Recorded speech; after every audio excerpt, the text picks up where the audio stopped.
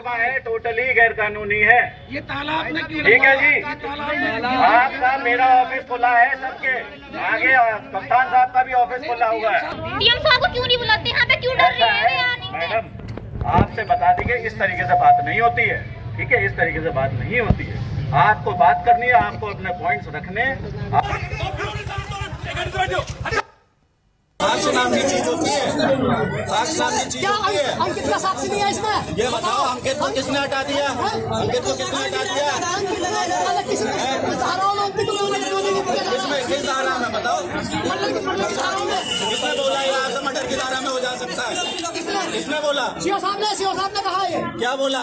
7 साल तक जिसका जितना साक्ष्य होगा उतना ही तो जाएगा। साक्ष्य अंकित का इंतजार है। आप लोग यहाँ बैठे हो, सब लोग बैठे हो, हम लोग यहाँ परेशान हो रहे हैं पूरा प्रशासन। का साथ इतना ही है इसमें। जितना अपराध होगा उसको तो ऐसे भेज दो। ये मामला आपको बता दूं, मेरठ कलेक्ट्रेट के बाहर हुआ बवाल 21 साल की छात्रा ललिता गौतम की हत्या से जुड़ा हुआ है।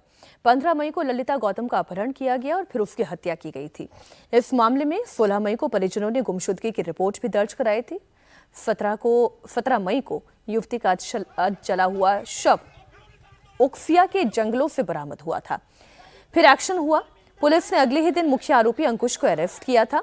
लेकिन छात्रा के परिजनों का कहना है कि इस वारदात में और भी आरोपी शामिल हैं जिनकी गिरफ्तारी होनी चाहिए। मेरठ में हुए बवाल के बाद पुलिस ने 13 उपद्रवियों पर एफआईआर दर्ज की है, 6 को गिरफ्तार किया है। गिरफ्तार आरोपियों में बाहर से गए हुए प्रदर्शनकारी रवि गौतम, दिग्विजय सिंह, ऋतिक भी शामिल है। पुलिस बाकी नामजद आरोपियों की गिरफ्तारी के लिए टीम बनाकर छापेमारी कर रही है। देखिए, इस प्रकरण में एक व्यक्ति है रवि गौतम, जो कि नोएडा सूरजपुर का रहने वाला है, जिसके ऊपर 4 मुकदमे हैं, जो पहले से भी इस प्रकार के कृत्यों में शामिल रहा है। दूसरा एक व्यक्ति है दिग्विजय सिंह, जो कि जनपद अमरोहा का रहने वाला है, अपने आप को किसान यूनियन के एक संगठन का सदस्य बताता है, एक गुट का। जो मुख्य किसान यूनियन है उन सभी से वार्ता की गई है, उनमें किसी में शामिल नहीं है। ये अपने आप को स्वयंभू संगठन का राष्ट्रीय अध्यक्ष बताता है। इस पर 9 मुकदमे हैं तथा 10 दिन पहले ही ये जनपद अमरोहा से जिला बदर किया गया है। तीसरा व्यक्ति एक ऋतिक करके है, जो थाना मेडिकल क्षेत्र का रहने वाला है। इसके ऊपर भी हत्या के प्रयास का एक मुकदमा है और जेल से छूटने पर इसके द्वारा एक जाम लगाया गया था, जिसके प्रयास का भी इसके ऊपर पहले से मुकदमा है। इन 3 व्यक्तियों समेत 13 लोगों पर नामजद एफआईआर की गई है। अब मामला तो कानूनी था, लेकिन ये जाति का बन गया है। नहीं, ये इसमें 2-3 चीज़ें हैं, बहुत डिस्टर्बिंग चीज़ें हैं मीनाक्षी जी, जिसको समझने की ज़रूरत है। ये सिर्फ मेरठ का मामला नहीं है। आप देखिए, बंगाल में एक मासूम बच्ची के साथ, 11 साल की बच्ची के साथ बलात्कार के बाद हत्या की गई और भीड़ ने एक व्यक्ति को पकड़ के पीट करके मार डाला। बाद में मुख्यमंत्री ने कहा कि वह व्यक्ति निर्दोष था और उसके बाद फिर एक आरोपी को गिरफ्तार किया गया। यहाँ भी यहाँ मई के बाद ये घटना भी यहाँ हो रही है। बिहार में हम लोगों ने देखा कि एक व्यक्ति इनकाउंटर में मारा गया, तिवारी, तो हाँ, भरत तिवारी, वहाँ बिलौटी गांव में, वहाँ जो है महापंचायत हो रही है लगातार जाति की। तो ये जो विक्टिम्स को एक तो जाति में घेरना, फिर जातियों की महापंचायत होना, ये सरकार के ऊपर, सरकार का जो कानून का राज है, उस कानून के राज के ऊपर एक बड़ा सवाल है।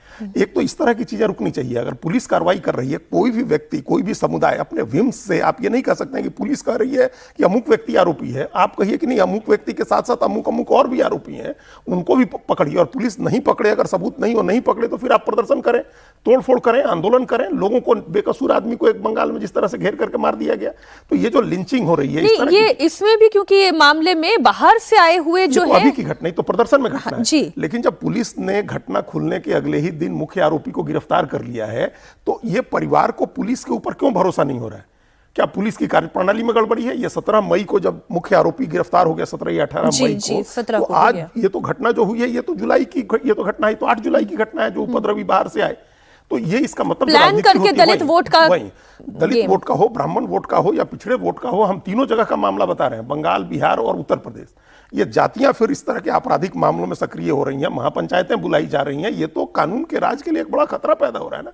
इस तरह के चीजों को रोकना चाहिए। कानून का इकबाल बहाल हो, कानून, पुलिस जांच करे, पुलिस सजा दिलाए। और फिर जाति फिर सबकी ढूंढी जा रही है कि थप्पड़ मारने वाला पुलिस वाला की जाति क्या था, जिसको थप्पड़ पड़ा उसको, वो फिर सब, ये नहीं होना चाहिए, ये बिल्कुल नहीं होना चाहिए। ये फिर इसको राजनीतिक चश्मे से फिर देखने की कोशिश हो रही है।